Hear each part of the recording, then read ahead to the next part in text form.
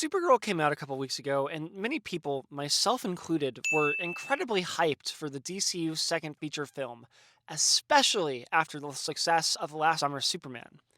And then, on the flip side of that, you had people with inverse negative opinions of the film before it even released. Oh my god, bro. Oh, hell no. Some were Snyder Bros that believe the DCU's failure will somehow result in the reinstatement of the Snyderverse, or there are Snyder Bros that are just generally spiteful over the loss of said Snyderverse. And then you had a whole slew of weird people vehemently criticizing Millie Alcock's appearance of all things. Hell, I even saw people saying the movie was a flop before it came out, which is insane. And even more insane was that they were right. Kind of. So, why did Supergirl, a solid 7 out of 10 superhero movie, fail like it did? And no, it wasn't because of grieving Snyder Bros or weird chuds obsessed with Alcock's appearance. Or at least, not mainly, anyway. Before I move on, I do want to give a quick spoiler warning for both Supergirl the movie and Supergirl Woman of Tomorrow, the graphic novel that the movie is based on.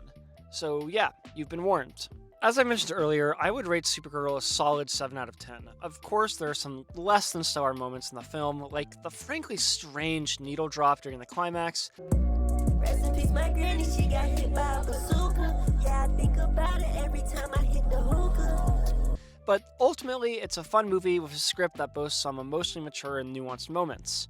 I think Millie Alcock's version of Kara is great. She's a character that has a lot of understandable pain after losing all of her friends, family, and her entire people to the slow, painful death of radiation poisoning.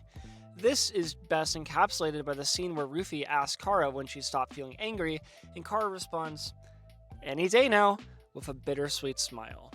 I also like the ending, which I know is controversial, and I'll get to why it's controversial in a minute, but by the end of the film, Kara kills Krem, avenging Ruthie's parents after spending the majority of the film telling Ruthie that revenge killing is unfulfilling. But it's important to understand that in this movie, Krem is a literal child trafficker and has no potential for redemption. Kara understands this, and since she already views herself as damaged anyway, takes the killing of Krem into her own hands to spare Ruthie from the anguish that comes from this caliber of violence. In this moment, Supergirl isn't the typical hero we've come to expect, but she's the hero Ruthie needs. Supergirl is a 7 out of 10 and by all rights a decent movie. So why the hell is it performing so poorly? Honestly, I think the answer is pretty simple. It wasn't as good as the book.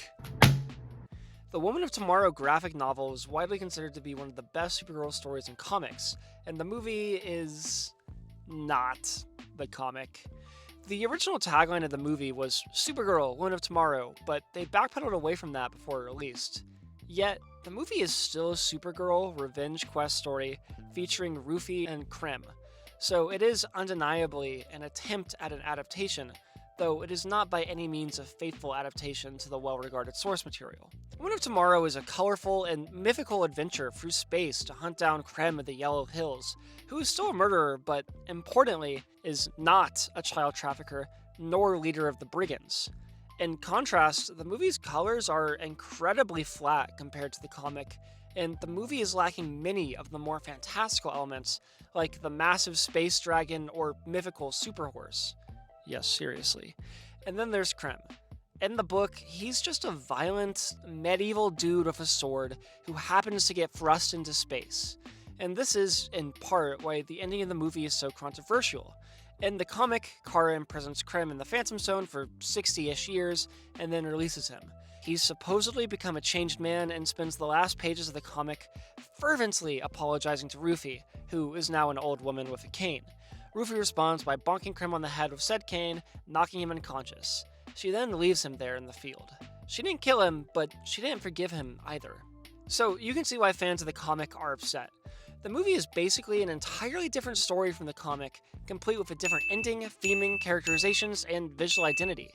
And it seems to be a common opinion that the comic did it better, which I personally agree with. Daring today, aren't we? The movie's really not bad if you divorce it from the comic it's undeniably based on, but unfortunately, I think it suffers from the comic's legacy more than it benefits.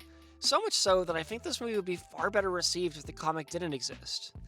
But the comic does exist, and it absolutely mogs the movie. So I think it's ultimately a combination of three loud groups influencing Supergirl's continued box office performance. First are the people that, for whatever reason, were preying on this movie's downfall before it even came out. Second are the people with criticisms of certain aspects of the filmmaking, like the infamous needle drop. Kaboom. And finally, there's people like me, who are ultimately disappointed by the floundering attempt at a Woman of Tomorrow adaptation. It's this final group that I personally believe has influenced the movie's reception the most. The haters, for lack of a better word, were going to hate the film regardless, and the critics were going to critique, as they should. The Supergirl Woman of Tomorrow title already came with a built-in fan base, which, had the movie satisfied their hunger for a faithful adaptation, would have surely received the film better and contributed to its hype and subsequent box office performance. And that is ultimately a very large part of why I think Supergirl is performing the way it is, despite it being a fairly solid, fun superhero movie. Anyway, I'm a YouTuber, so you probably know what I want. Do the like, comment, subscribe stuff if you feel like it, and I'll see you next time. Bye!